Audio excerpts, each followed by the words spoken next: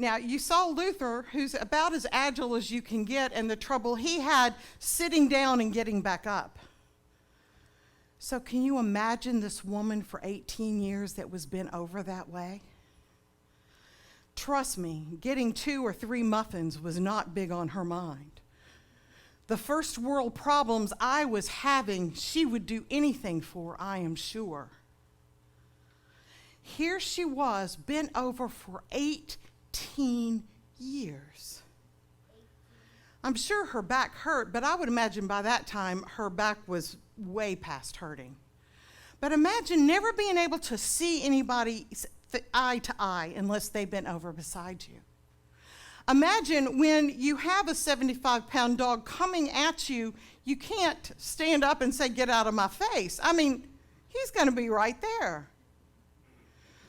Just stop and think all of the things that you'd be impacted by if you were bent over by 18 years.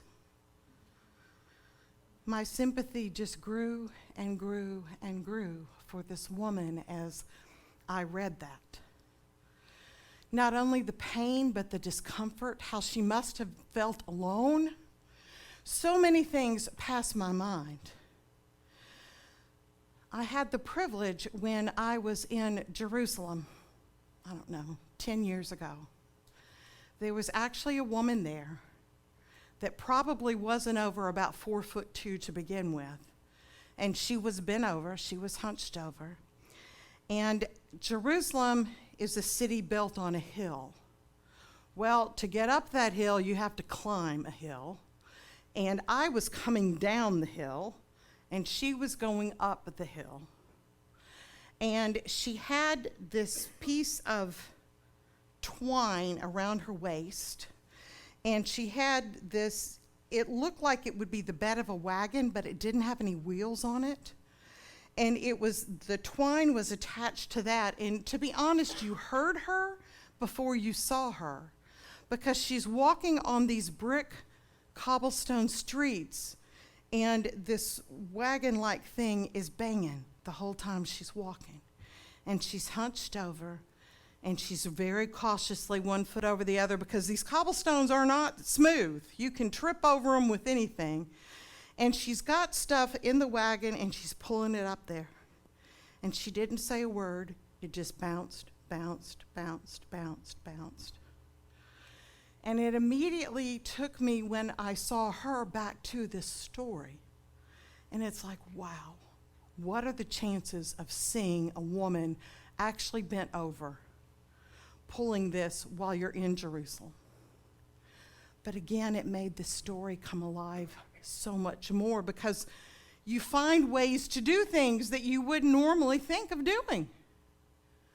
I mean, Carmen here, she taught me after she went through this that you can take your electric toothbrush and you can stand it upright in the stand, get the toothpaste top off really quick, put your toothpaste on, drop it, and pick up the thing before the toothpaste falls off your toothbrush. Then you brush your teeth, you do all of that, and then you put the lid on the toothpaste later.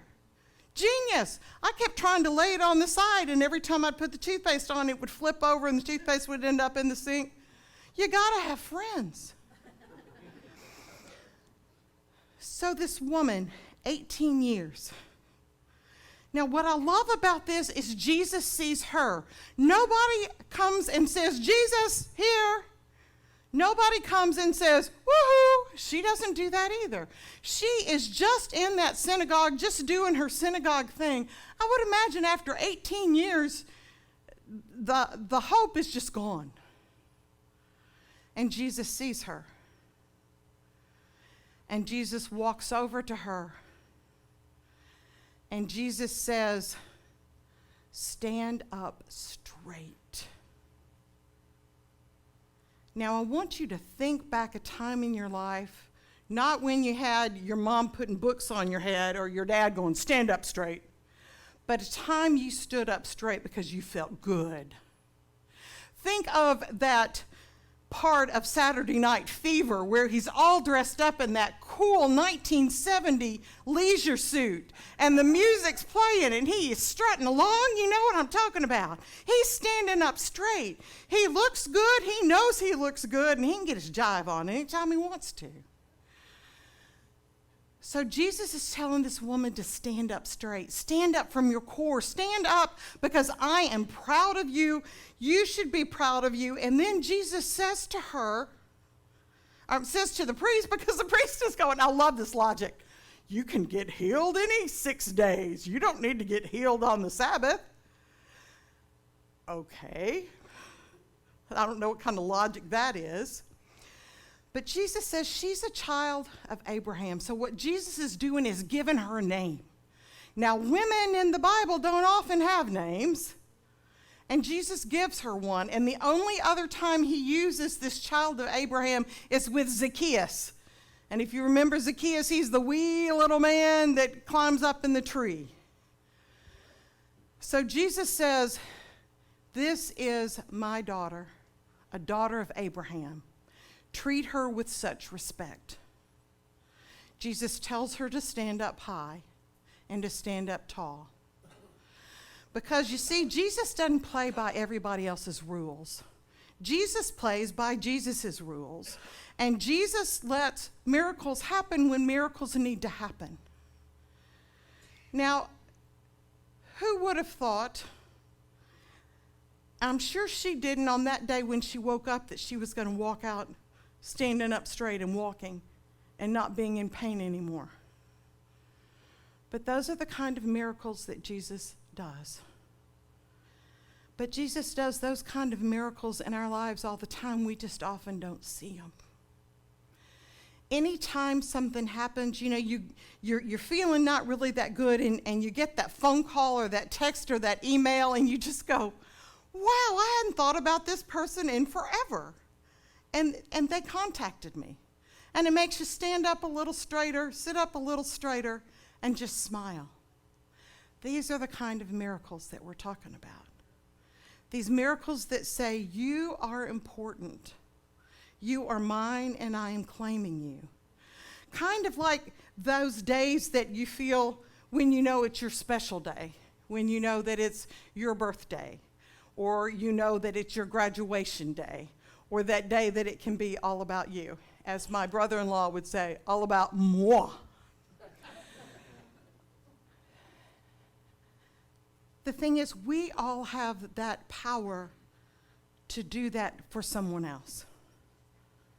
So that's what I'm going to ask you to do this week, is to think of someone in your life that you want to give that little bitty miracle to.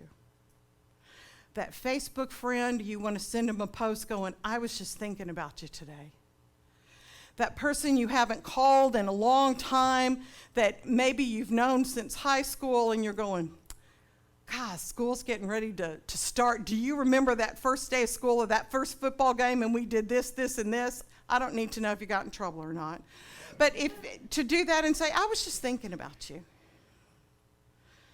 And even if it's someone that's gone on before that you're thinking about, just write a letter to them and just look up to the sky and read it and say, you meant something to me in my life, and I want you to know that. You see, this gospel today is all about Jesus being there and Jesus making you stand up and Jesus acknowledging that you exist. And what better way to prove that you exist than to make someone else feel seen and heard? Because that's the very best we can do in this world, is to say, yes, I see you.